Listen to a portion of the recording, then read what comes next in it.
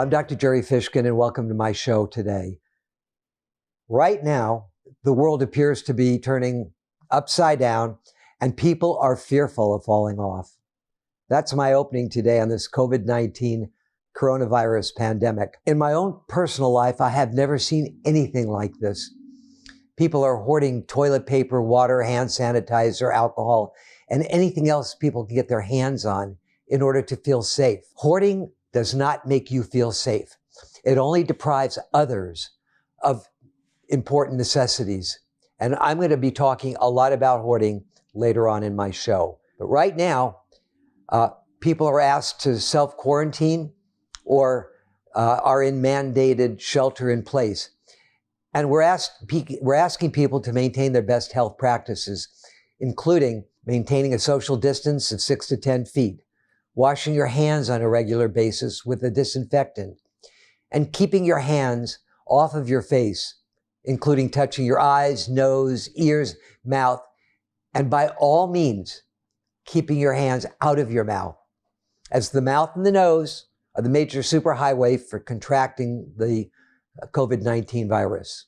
As a psychotherapist in full-time private practice, I've had only a few cancellations in the past 2 weeks, and on the other hand, my phone has been ringing off the hook. The coronavirus and fear of contagion has created in most of us stress and trauma in ways that threaten our very existence. Among my patient population, the stress and trauma as fallout from this epidemic has been exemplified by such behaviors as catastrophizing, like, this is the worst thing that's ever happened to me. Oh my God, my life is coming to an end, etc. And awfulizing, this is the most awful thing that's ever happened. Boredom and fear, including and especially financial fear. And that's realistic. Everybody is concerned about their financial future. Now, as with most situational crises, the most important thing right now is how we deal with this crisis, not necessarily the crisis itself. The sequence and response to this crisis should and must be clearly understood, because if the emotional reaction to this crisis does not resolve itself effectively, depression can and will occur, since a crisis is energy depleting, and feelings of helplessness and hopelessness are directly associated with depression. Typically, the emotional experience of a crisis can cause you to feel tense and confused. You feel as though you're in an emergency situation. Time right now, because of self-sequestration or isolation, can be distorted, especially if you're a senior and live alone or in a senior care facility. Psychologically, the future becomes uncertain. Many of you may not really understand the reason for these feelings, and even more threatening, you don't know what to do in order to stop the feelings, and are even afraid to talk about it for fear of how people are going to think about you.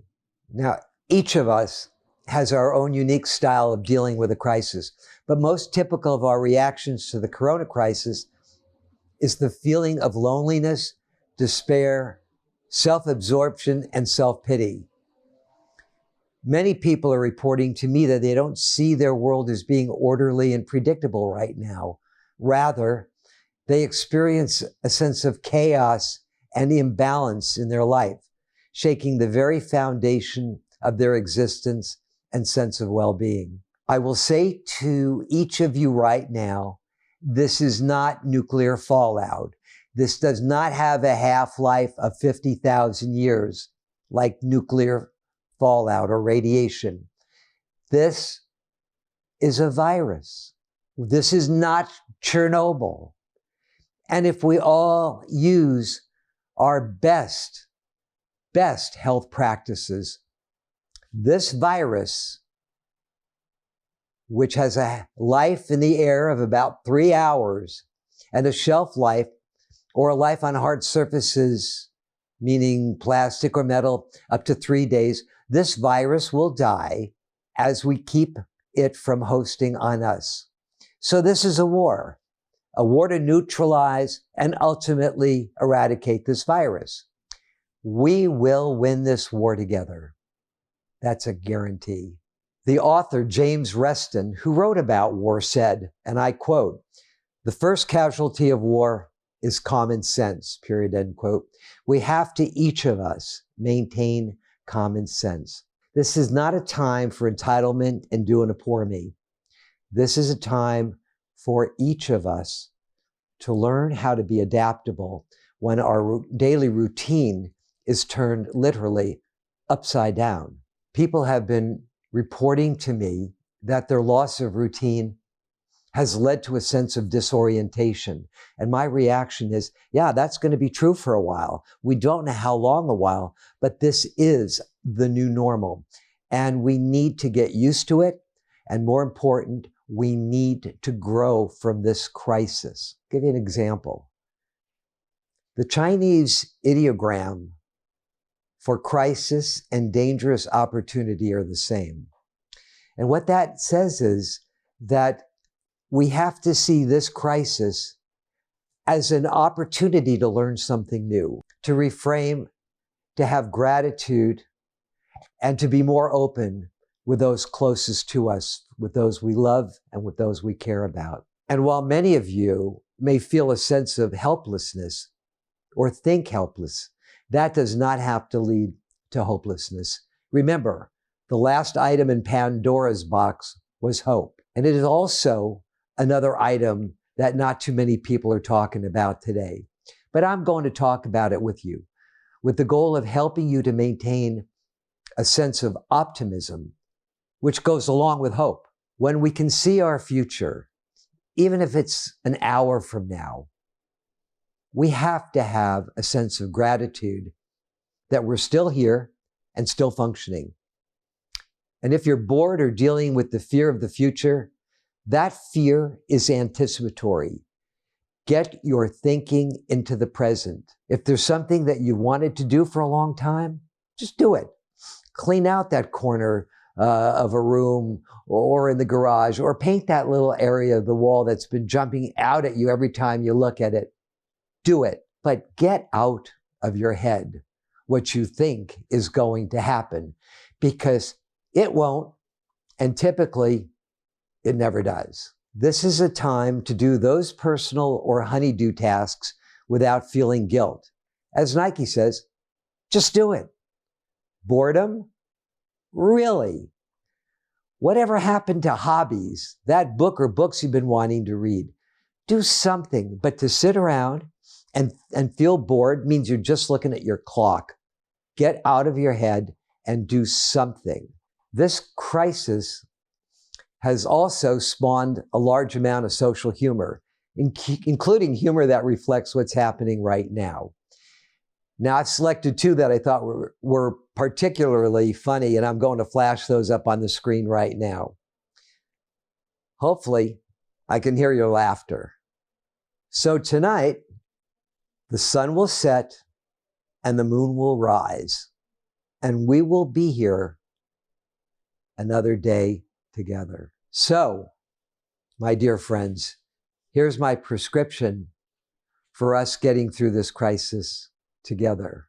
Number one, stop catastrophizing, awfulizing, panicking, dreading, and anticipating the future in an irrational or negative way. Get present in your thinking and stay present in your thinking. The most important thing is to not think about the future, and especially anticipating an outcome, because the way our brain works, it's always a negative outcome. We don't know why, but it's always a negative outcome. So get present in your thinking. The minute you think a second after this moment, you're going to feel anxiety. Use that as a psychological experiment, I hope, but don't stay there too long. Number two, every day, have a task, have a plan, and stop watching the media. Having a plan and looking forward to something on a daily basis gives each of us a sense of hope, especially when we're not dwelling on the present that we have no control over anyway. Because in reality, the only thing we have control over is our attitude, as Viktor Frankl said. And if our attitude is rational, then our feelings about our situation will be healthy, rational, and hopeful as well. Remember, our power of control extends no further than the tip of our nose, but our ability to change our attitude gives us all the power that we need to stay healthy. Number 3, it's been said that the universal solvent against the abrasive elements of life is humor. Humor is the universal solvent against the abrasive elements of life. This does not mean being a Pollyanna at a time like this to what's going on around us. But we have to maintain a sense of rationality. We have to maintain a sense of humor. This crisis will end. And when it does, I hope each of you or each of us has learned something important about this gift that we call life.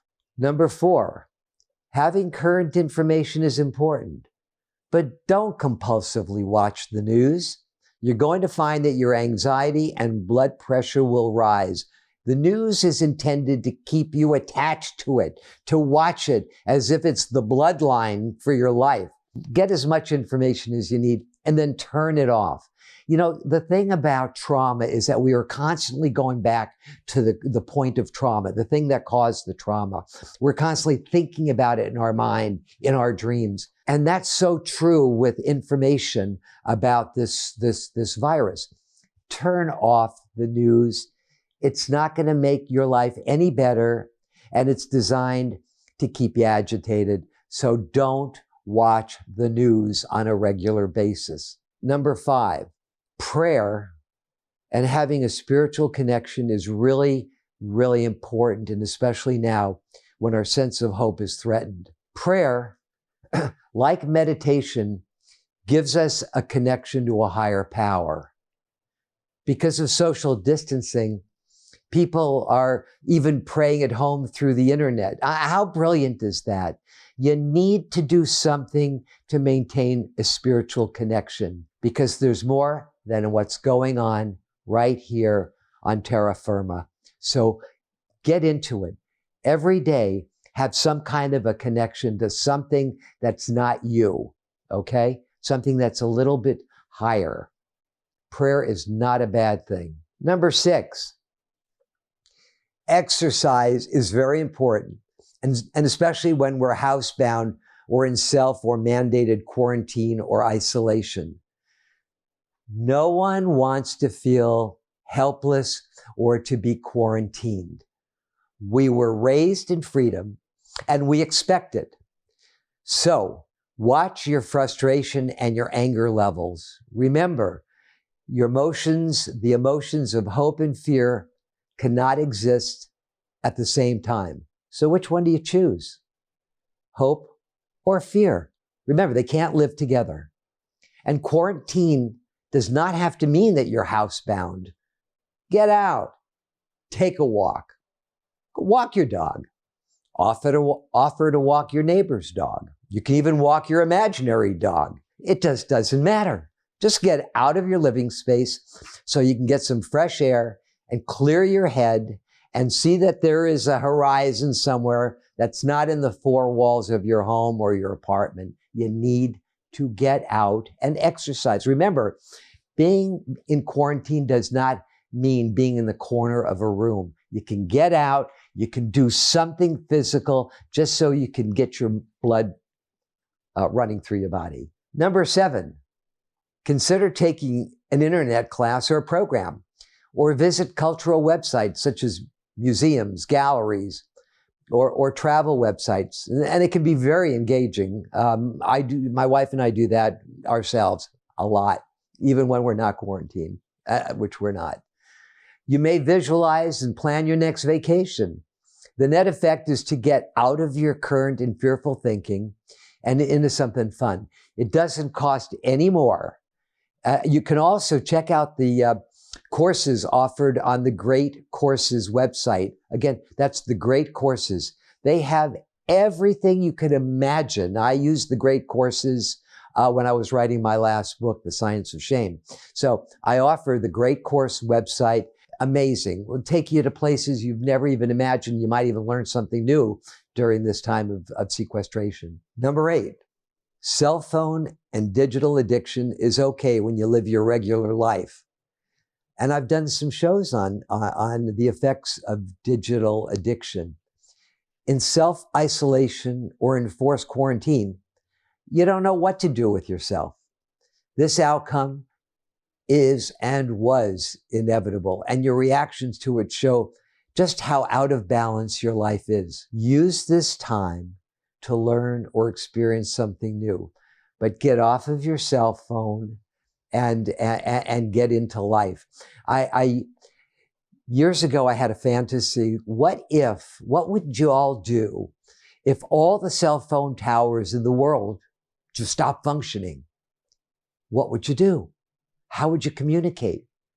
Tin can, piece of string, like we used to do as kids? You'd have to do something, right? Well, this is a good time. Now, the cell phone towers are still working. Nothing's stopping.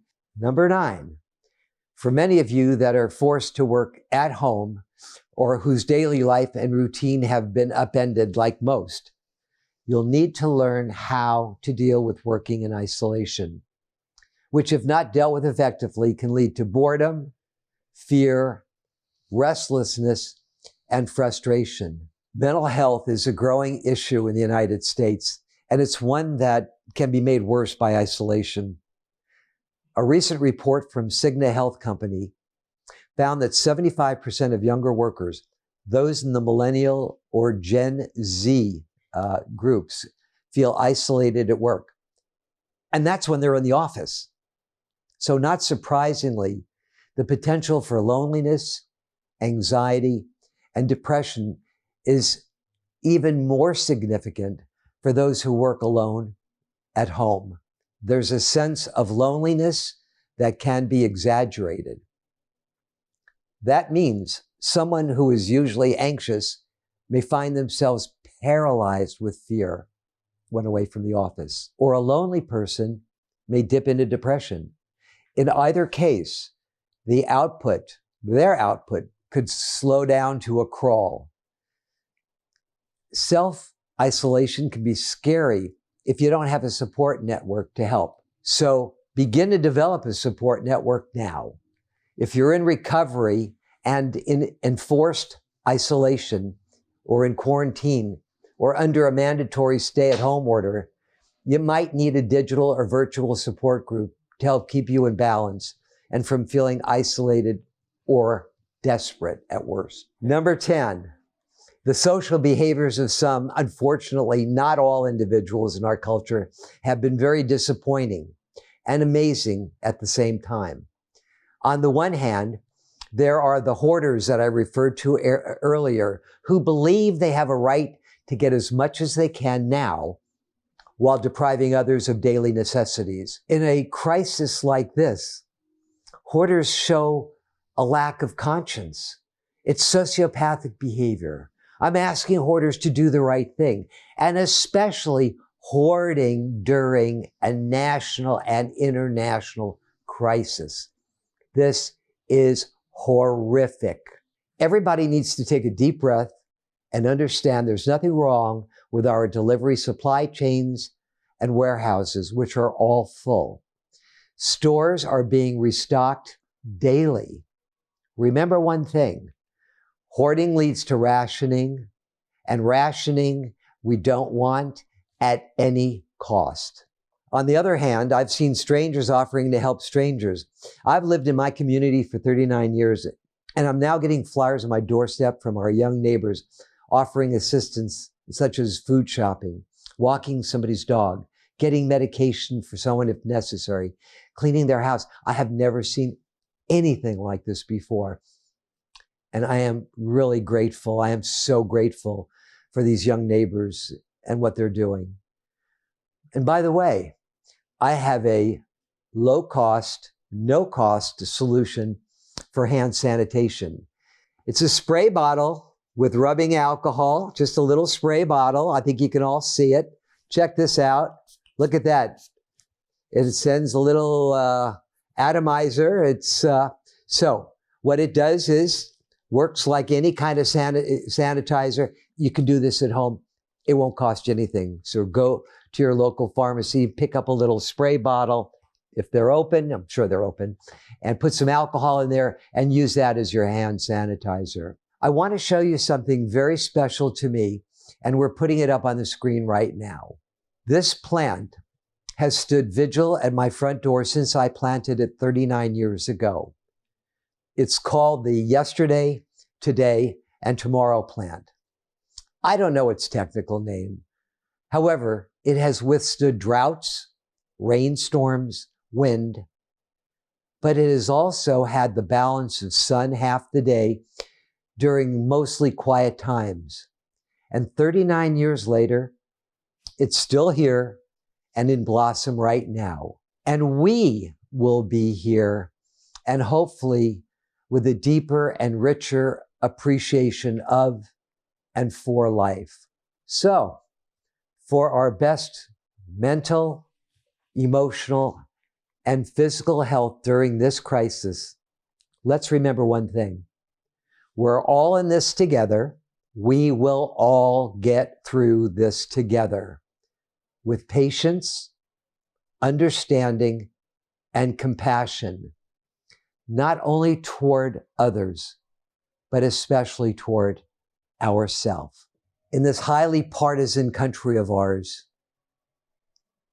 how interesting is it that it took a virus to unite us, while also reminding us that we are truly each other's keeper. I hope that this video has been helpful in alleviating some of your fears and offering healthy and functional solutions and information to cope with this coronavirus outbreak. And if this video has been helpful to you, as I wish it has and hope it has, please pass it on. So until next time, I'm Dr. Gerald Fishkin, and Jamie, my son, wishing each of you good health and all of our best. And please follow me on Facebook, Twitter, Instagram, or visit me on YouTube or at therapycable.com. I can also be reached at Dr. Jerry at drgeraldfishkin.com. And again, wishing you all of my best for good health and happiness. Take care, and we'll see you the next time on the Dr. Gerald Fishkin Show.